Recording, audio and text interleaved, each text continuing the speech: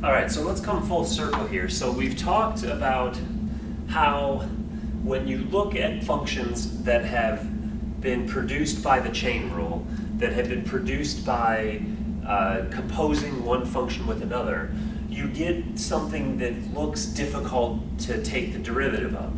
However, we also noticed that if you take what's inside, in this case, the sine function has been put inside the e function.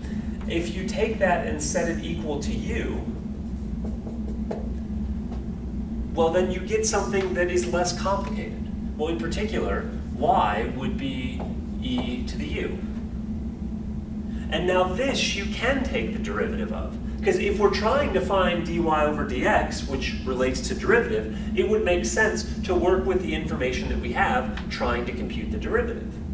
And you know that the derivative of e to the u would be e to the u. And now here's the thing to think about though. What is this in terms of notation? Well, it's not dy over dx, which is what we're after. It's dy over du, because we're working here with the variable u. And you say, okay, well this is cool because it's getting us closer to solution. We want dy over dx, we have dy over du. Man, wouldn't it be nice if we had some way of converting du's into dx's? Wouldn't it be nice if we had some statement involving du and dx? But we can have that statement because you see this statement u equals sine of x is a statement that involves u and x. It's a statement that if you take the derivative of it, is going to give you du and dx. And in fact, what? Taking the derivative of sine x is cosine x. But now here's the really interesting thing that you get as a result. You've got a dy over du. You've got a du over dx. Is there some way that we can work with these to combine them to get dy over dx? I claim there is. Because you see, if we take the dy over du and we multiply it by the du over dx, what's going to happen? The du's are going to cancel and we're going to be left with dy over dx, which is the very thing that we were after. So then you say, okay, well what is this then? Like, because of course you can see it symbolically here, but what is this in our particular case? Well, dy over du we had. Dy over du is equal to e to the u, so those two things are completely interchangeable. And well, du over dx was equal to cosine x, so where we see du over dx, we replace with cosine x. And now you may want to circle this as your answer because you say, well, we found dy over du, we found du over dx, we multiplied the two together, that gives us dy over dx.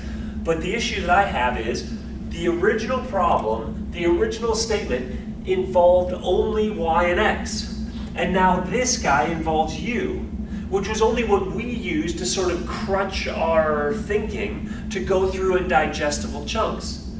But, well, I claim you can get rid of the u and put everything back in terms of x because you know that u is equal to sine of x. And since u is equal to sine of x, you can take the u and replace it with sine of x. And when you do, you get something that only involves x, that only involves the variable of interest from the get-go. And the long story short is, we now have computed the derivative of this function that before we broke it into two bite-sized pieces was going to be beyond our scope in terms of what we could take the derivative of. And in fact, a key moment for us here was whenever we took that derivative of y with respect to u and the derivative of u with respect to x, and notice that whenever we multiply those together, that gives us exactly what we needed. And it may have taken a little bit of extra step right at the end to get everything in terms of x, but the long story short is, man, it's doable. And that's, again, a victory for calculus to say that we have a function that prior to today we couldn't take the derivative of, and now we can. But the thing to think about, it's not just this function. What if you had a function that was y cosine of x squared plus 5x plus 11? You can take the derivative of that guy as well.